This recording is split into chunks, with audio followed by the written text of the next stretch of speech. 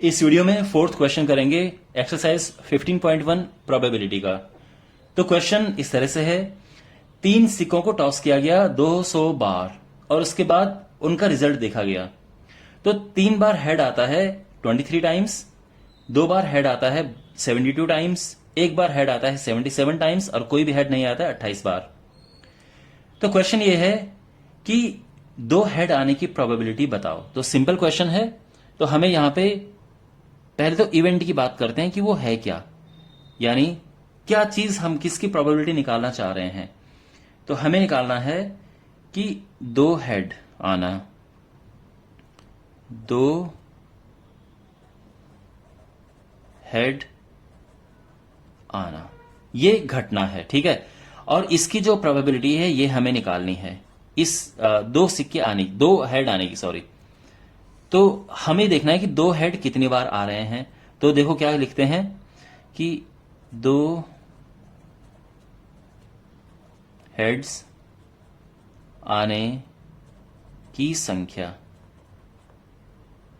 और कुल ट्रायल्स, यानी कुल कितनी बारी फेंके गए हैं, तो उनको ट्रायल कहते हैं। तो 2 हेड टोटल कितनी बारी आए, 72 टाइम्स आए। आप देख सकते हैं 72 बार है। और टोटल कितनी बारी, टोटल 200 बारी ये उछाला गया सिक्का, तो ये आएगा 0.36। ये हमारा आंसर आ गया है, ठीक है। अच्छा, इसमें ये क्वेश्चन खत्म हो गया है, लेकिन एक और चीज मैं आपको बताना चाहता हूं, प्लीज बच्चों ठीक से देखो।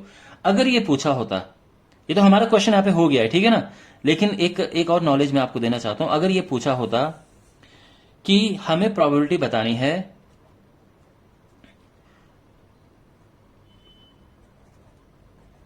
कम से कम एक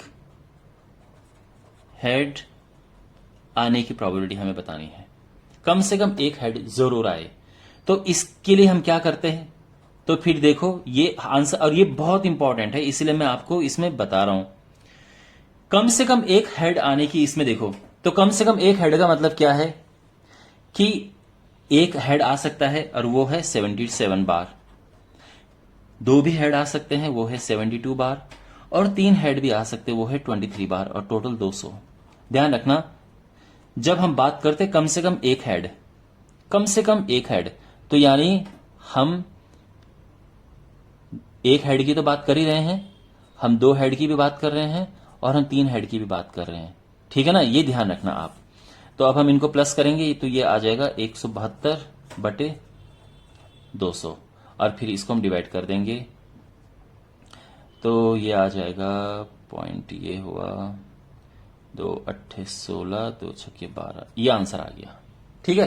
तो आई होप ये पॉइंट में है, ध्यान रखना 0.86।